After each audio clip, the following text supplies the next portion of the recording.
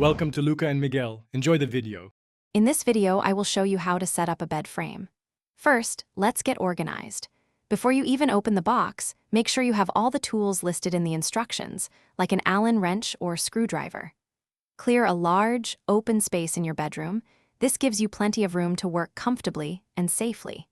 Taking a few moments to read through the entire instruction manual will save you time and frustration later on. This preparation is key for a smooth assembly process.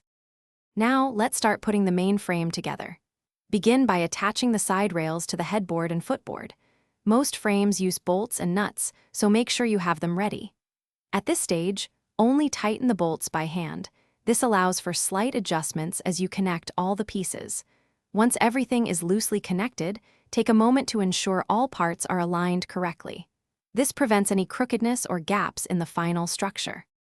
With the main frame assembled, it's time to add crucial support. Many bed frames include a center support beam or additional legs. These are vital for distributing weight and preventing sagging. Next, carefully place the bed slats across the frame. Ensure they are evenly spaced, typically with about 2 to 3 inches between each slat, to provide consistent mattress support. Secure these slats using the provided screws or clips, making sure each one is firmly attached. You're almost done. The final steps ensure your bed frame is safe and ready for use. Go back over every single bolt and screw, tightening them completely with your tool. This step is critical for the frame's long-term stability and safety. Give the entire frame a gentle shake to confirm there's no wobbling or loose parts.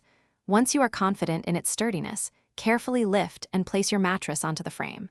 Congratulations, your new bed frame is ready. Thanks for watching and please subscribe.